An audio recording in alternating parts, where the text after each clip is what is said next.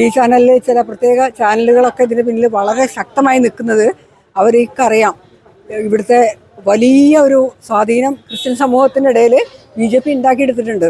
ആ ഒരു സ്വാധീനത്തെ തകർക്കാൻ വേണ്ടിയിട്ട് അവർ തമ്മിൽ അടുക്കരുത്, BJPയും ക്രിസ്ത്യാനികളും തമ്മിൽ അടുക്കരുത് എന്നുള്ള ഒരൊറ്റ അജണ്ട വെച്ചിട്ടാണ് ഇവിടുത്തെ പല മീഡിയാസും വർക്ക് ചെയ്തുകൊണ്ടിരിക്കുന്നത്. അത് ഞാൻ മനസ്സിലാക്കിയല്ലോ, പാർലമെന്റിൽ പറഞ്ഞില്ലേ ഇങ്ങനെ ഇത് ഇങ്ങനെ കോടതിയിൽ വരുമ്പോൾ ഛത്തീസ്ഗഡ് ഗവൺമെൻറ് എന്താ പറയുക, അതിനെ എതിർക്കില്ല, ജാമ്യം അനുവദിക്കുന്നത്. ഞാനത് കണ്ടു ഇങ്ങനെ വീഡിയോയിൽ. പാർലമെൻറ്റിൽ നമ്മുടെ BJPയുടെ ഒരു ആരോ സംസാരം ആരാന്നറിയില്ല പറയുന്നുണ്ടായിരുന്നു. അതുപോലെ തന്നെ അവർ കോടതിയിൽ വന്നു കഴിഞ്ഞപ്പോൾ തീർച്ചയായിട്ടും അവർ അതിനെ എതിർത്തില്ല. അതുകൊണ്ട് ദൈവത്തിൻ്റെ എല്ലാവർക്കും ജാമ്യം കിട്ടി. വലിയ സന്തോഷത്തിലാണോ അല്ലേ? വളരെ സന്തോഷം. സിസ്റ്റേഴ്സ് ജാമ്യത്തിൽ വന്നു. ഒരു ടെൻഷൻ നമുക്ക് അതിലുണ്ടാവുമല്ലോ. നമ്മുടെ കന്യാസ്ത്രീമാരോ ആയിക്കോട്ടെ, അല്ലെങ്കിൽ നമ്മുടെ ഒരു മലയാളീസ് എന്ന് പറയുമ്പോഴും അവിടെ പോയിട്ട് വിഷമസന്ധിയിൽ പെട്ടു എന്ന് പറയുമ്പോൾ നമുക്ക് വിഷമം ഉണ്ടാവില്ലേ? അപ്പം അത് ആണല്ലോ, ഈ രാഷ്ട്രീയവൽക്കരിച്ചിട്ടുള്ള ഒരു പ്രൊപ്പഗാൻഡ ഒന്നും ഇതിന് ഇല്ല എന്നാണ് എൻ്റെ അഭിപ്രായം. ചേച്ചി നമസ്കാരം. നമസ്തേ. ചേച്ചി പേരെന്തായിരുന്നു? സത്യലക്ഷ്മി. ചേച്ചി, ഇപ്പോൾ ഈ വലിയ രീതിയിൽ BJPക്കെതിരെ ഒരു ആരോപണം ഇപ്പോൾ വന്നുകൊണ്ടേയിരിക്കുകയാണ്. അല്ലെങ്കിൽ LDFും UDFും കേരളത്തിലെ BJP വിരുദ്ധരെല്ലാവരും കൂടി ഇങ്ങനെ പറയുകയാണ് ക്രിസ്ത്യാനികൾക്കെതിരെയാണ് BJP എന്ന്. പക്ഷേ ഇന്ന് തൃശ്ശൂരിൽ നിരവധി ക്രിസ്ത്യാനികളാണ് BJP മെമ്പർഷിപ്പ് സ്വീകരിച്ചിരിക്കുന്നത്. അപ്പോൾ ഈ ഒരു വിഷയങ്ങളെല്ലാം തകർന്ന് അടിഞ്ഞു പോയോ? എന്താണ് ഈ ഒരു സമയത്ത് പറയാനുള്ളത്? ഇപ്പോൾ ഈ ഒരു ഇവിടെ നടന്നൊരു ഫംഗ്ഷനിൽ തന്നെ മനസ്സിലായല്ലോ BJPയോട് എങ്ങനെയാണ് ക്രിസ്ത്യാനികളുടെ മനോഭാവം എന്നുള്ളത് മനസ്സിലായി. ഒരുപാട് ക്രിസ്ത്യൻ സഹോദരങ്ങൾ ഇവിടെ ഇന്നിപ്പോൾ BJPയിലേക്ക് ചേർന്നു. മാത്രവുമല്ല, ഇത് കോടതിയിലൊക്കെ നിൽക്കുന്ന ഒരു വിഷയമാണ്. ആ വിഷയം വളരെ സബ്ജുഡൈസ് ആയിട്ടുള്ളൊരു കാര്യം. നമ്മുടെ കോടതിയിലുള്ള കാര്യത്തിൽ സത്യം പറഞ്ഞാൽ ബാക്കിയുള്ളൊരു അഭിപ്രായം പറയുന്നത് ഒന്നാമത് NIA കോടതിയിലുള്ളൊരു കാര്യമാണ്. അപ്പോൾ അതിൽ എന്തെങ്കിലും അബദ്ധങ്ങൾ കേസെടുത്തപ്പോൾ ഉണ്ടായിട്ടുണ്ടെങ്കിൽ അതിനെ പരിഹരിക്കാനാണ് നമ്മുടെ സംസ്ഥാന അധ്യക്ഷൻ നേരിട്ട് ഈ കാര്യത്തിൽ ഇടപെട്ടിട്ടുള്ളത്. അപ്പം അത്ര ഹൈ ലെവലിലുള്ള അമിത്ഷാമാരിലുള്ള ആൾക്കാരെ പോലെ അദ്ദേഹം പോയി കാണുകയും നമ്മുടെ കേരളത്തിലെ ഇവിടുന്ന് പോയിട്ടുള്ള സഹോദരിമാരെ അറസ്റ്റ് ചെയ്തതിൽ ആശങ്ക അറിയിക്കുകയും ചെയ്തിട്ടുണ്ട്. വളരെ കൃത്യമായിട്ട് കാര്യങ്ങൾ ചെയ്യേണ്ടത്. പക്ഷേ ഇതിൽ കുട്ടനാട് ആടുകളെ തമ്മിൽ അടുപ്പിച്ച് ചോര കുടിച്ച കുറുക്കനെ പോലെ ക്രിസ്ത്യാനികളെയും ഹിന്ദുക്കളെയും തമ്മിൽ അടുപ്പിച്ചുകൊണ്ട് ഇവിടെ എന്തെങ്കിലുമൊക്കെ നേടാനായിട്ട് നിൽക്കുന്ന ആൾക്കാർ ആരാന്ന് നിങ്ങൾ ശ്രദ്ധിച്ചാൽ നിങ്ങൾക്ക് മനസ്സിലാവും.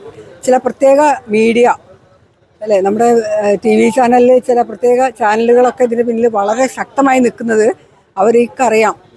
ഇവിടുത്തെ വലിയ ഒരു സ്വാധീനം ക്രിസ്ത്യൻ സമൂഹത്തിൻ്റെ ഇടയിൽ BJP ഉണ്ടാക്കിയെടുത്തിട്ടുണ്ട്.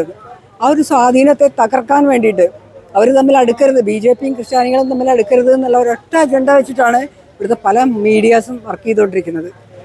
അതാണ് എനിക്ക് പറയാനുള്ളത്. ചേച്ചി, ഇപ്പോൾ അവസാനമായിട്ടൊരു നിലവിലെ BJP ഇപ്പോഴത്തെ ഒരു സിറ്റുവേഷൻ അനുസരിച്ച് വരാനിരിക്കുന്ന തദ്ദേശ സ്വയംഭരണ സ്ഥാപനങ്ങളിലേക്കുള്ള തെരഞ്ഞെടുപ്പ് തൃശ്ശൂരിൽ എന്ത് മാറ്റമാണ് ഉണ്ടാകുന്നത് ചേച്ചി പ്രതീക്ഷിക്കുന്നത്? തൃശ്ശൂരിലെ ആളുകൾ വളരെ ബുദ്ധിമുട്ടിലാണ്. തൃശ്ശൂരിൽ തകർന്നു കിടക്കുന്ന റോഡുകളും തൃശ്ശൂരിൽ പകുതിയായി കിടക്കുന്ന പദ്ധതികളും തൃശ്ശൂരിനെ എവിടെയും എത്തിച്ചിട്ടില്ല. അപ്പോൾ ഇതിനൊന്നും കൃത്യമായിട്ടൊരു ഫണ്ട് നമുക്ക് കിട്ടുന്നില്ല. നമുക്കറിയാലോ, സംസ്ഥാനം തന്നെ കടക്കെണിയിൽ പെട്ടിരിക്കുകയാണ്. സംസ്ഥാനം മൊത്തവും കടക്കെണിയിലാണുള്ളത്. അപ്പോൾ ഇങ്ങനെയുള്ള ഒരു അവസരത്തിൽ തൃശ്ശൂരിനെ സത്യം പറഞ്ഞാൽ സാംസ്കാരിക തലസ്ഥാനമാണ്. ഒരുപാട് ടൂറിസ്റ്റുകൾ വരുന്ന സ്ഥലമാണ്. വളരെ ഐശ്വര്യത്തിൽ നിന്നിരുന്ന ഒരു സംസ്ഥാനത്തിൻ്റെ നെടുകയിൽ എന്താ പറയുക, സാംസ്കാരിക തലസ്ഥാനമായിട്ടാണ് തൃശ്ശൂർ ജില്ല നിൽക്കുന്നത്. ഈ ജില്ലയിലെ റോഡുകളിലൂടെ നിങ്ങൾ സഞ്ചരിക്കുമ്പോൾ നിങ്ങൾക്ക് മനസ്സിലാവും എത്രമാത്രം തകർന്നു കിടക്കുന്ന റോഡുകൾ. ഇവിടെ 2 മനുഷ്യജീവനുകൾ ഈ അടുത്ത ദിവസമാണ് ഈ കോർപ്പറേഷൻ അതിർത്തിയിൽ തന്നെ പൊലിഞ്ഞിട്ടുള്ളത്. ഈ വാർഡിൻ്റെ അതിർത്തിയിൽ തന്നെ പൊലിഞ്ഞു പോയിട്ടുള്ള 2 ജീവനുകളാണ്. ഇങ്ങനെ നിരവധി മനുഷ്യജീവനൊന്നും ഒരു വില കൽപ്പിക്കാത്ത സംസ്ഥാന സർക്കാർ അതിൻ്റെ ഭരണവുമായിട്ട് മുന്നോട്ട് പോകുമ്പോൾ ഇവിടുത്തെ ഇടതുപക്ഷം തന്നെയാണല്ലോ നമ്മുടെ ഈ കോർപ്പറേഷനും ഭരിക്കുന്നത് ഇടതുപക്ഷമാണ്. ഇടതുപക്ഷത്തിരിക്കുന്ന ഈ മേയർക്ക് യാതൊരു ഉത്തരവാദിത്വം ഇല്ല. അദ്ദേഹത്തിനോട് പലതവണ നേരിട്ട് പോയിട്ട് BJP കൗൺസിലർമാർ പറഞ്ഞിട്ടുള്ളതാണ് ഇവിടുത്തെ ജീവൻ ആപത്താണെന്നും ഈ റോഡുകളിൽ പെട്ടെന്ന് തന്നെ ഇതിൻ്റെ റിപ്പയർ നടത്തണമെന്നും. പക്ഷെ ഒരു മെയിൻ്റനൻസ് പണികളും ഇവിടെ നടക്കുന്നില്ല. അപ്പോൾ അറ്റ്ലീസ്റ്റ് ഇവിടുത്തെ കുഴികൾ അടയ്ക്കുക എന്നുള്ളൊരു പരിപാടികളും ചെയ്യാം, ഒന്നുമില്ല. മാത്രമല്ല പല സ്ഥലത്തും വെള്ളക്കെട്ടാണ്.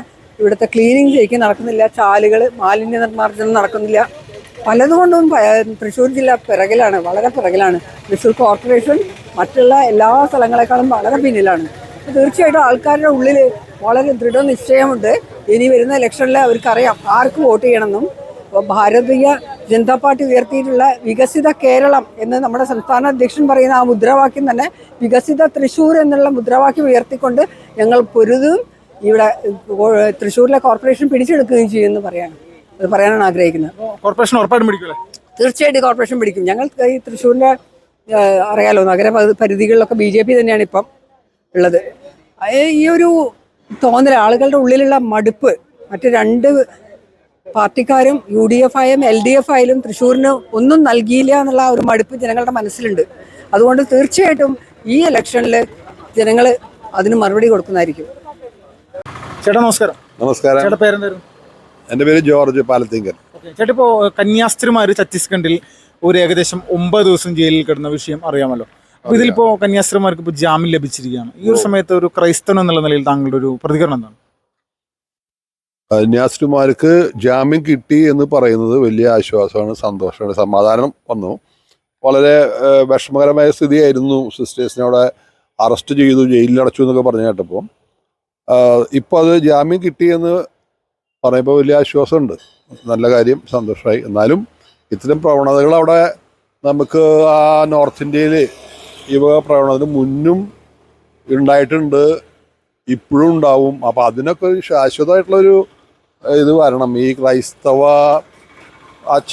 വൈദികരും കന്യാസിമാരൊക്കെ അവിടെ പോയി പാവപ്പെട്ടവർക്ക് വേണ്ടി പണിയെടുക്കുന്നു, അവരുടെ ഉദ്ധാരണത്തിന് വേണ്ടിയിട്ട് പ്രയത്നിക്കണു, അവർക്ക് നല്ലത് മാത്രമേ ചെയ്യണുള്ളൂ. പക്ഷേ ഈ പ്രാദേശികമായിട്ട് ലോക്കലായിട്ടുള്ള ആൾക്കാരുടെയൊക്കെ ഇതുമായിട്ട് ഇടയ്ക്കിടയ്ക്ക് ഇങ്ങനെ ഈ ക്രൈസ്തവ സമൂഹത്തിന് നേരെ, അല്ലെങ്കിൽ ഞങ്ങളുടെ വൈദികർക്കും ക്രിസ്ത്യർക്കും കന്യാസിമാർക്കും ഈ പ്രശ്നങ്ങൾ നേരിടുന്നുള്ളത് ഒരു വാസ്തവം തന്നെയാണ്. ഈ ഒരു വിഷയത്തിൽ കേരള BJPയുടെ ഒരു നിലപാട് അതിനെങ്ങനെയാണ് കാണുന്നത്? കേരള BJP ഈ പ്രശ്നമായിട്ട് നേരിട്ട് ഒരു ഇതും എനിക്ക് തോന്നുന്നില്ല. ഞാൻ മനസ്സിലാക്കിയെടുത്തോളം ഈ സിസ്റ്റേഴ്സിനെ അവിടെ കുറച്ച് ലോക്കലായിട്ടുള്ള ആൾക്കാരാണ് ഇടപെട്ട്, ബജരംഗദളിൻ്റെ ആൾക്കാരൊക്കെ ആയിട്ടാണ് അവർ ഇടപെട്ട് ഒരു പ്രശ്നം ഉണ്ടാക്കുകയും അവരൊരു പോലീസ് സ്റ്റേഷനിലേക്ക് കൊണ്ടുപോകുന്നു, അവിടുന്ന് FIR എടുത്തിട്ട് മജിസ്ട്രേറ്റ് അടുത്തേക്ക് കൊണ്ടുപോകുന്നു. അങ്ങനെ പ്രശ്നം ഉണ്ടാക്കിയതൊക്കെ ഒരു ലോക്കൽ ആൾക്കാരായിട്ടാണ് ഞാൻ മനസ്സിലാക്കണത്. അതിൽ വലിയ രാഷ്ട്രീയ അല്ലെങ്കിൽ ഒരു അജണ്ടയൊന്നും ഉണ്ടെന്ന് എനിക്ക് തോന്നുന്നില്ല.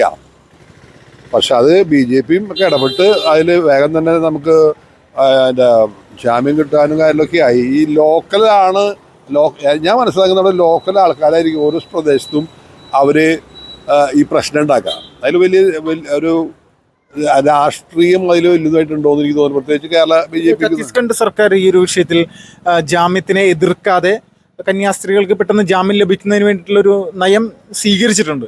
അതുകൊണ്ടാണ് പെട്ടെന്ന് ജാമ്യം ലഭിച്ചത്. അത് കേരളത്തിലെ BJPയുടെ കൃത്യമായിട്ടുള്ള ഇടപെടലാണെന്ന് താങ്കൾ വിശ്വസിക്കുന്നുണ്ട്? അത് ഞാൻ മനസ്സിലാക്കിയല്ലോ, പാർലമെൻറ്റിൽ പറഞ്ഞില്ലേ ഇങ്ങനെ ഇത് ഇങ്ങനെ കോടതിയിൽ വരുമ്പോൾ ഛത്തീസ്ഗഡ് ഗവൺമെൻറ് എന്താ പറയുക, അതിനെ എതിർക്കില്ല, ജാമ്യം അനുവദിക്കുന്നത്. ഞാനത് കണ്ടു ഇങ്ങനെ വീഡിയോയിൽ. പാർലമെൻറ്റിൽ നമ്മുടെ BJPയുടെ ഒരു ആരോ സംസാരം ആരാന്നറിയില്ല പറയുന്നുണ്ടായിരുന്നു. അതുപോലെ തന്നെ അവർ കോടതിയിൽ വന്നു കഴിഞ്ഞപ്പോൾ തീർച്ചയായിട്ടും അവർ അതിനെ എതിർത്തില്ല. അതുകൊണ്ട് ദൈവത്തിൻ്റെ ഇതെല്ലാവർക്ക് ജാമ്യം കിട്ടി. വലിയ സന്തോഷത്തിലാണോ അല്ലേ? വളരെ സന്തോഷം. സിസ്റ്റേഴ്സ് ജാമ്യത്തിൽ വന്നു ഒരു ടെൻഷൻ നമുക്ക് അതിലുണ്ടാവുമല്ലോ.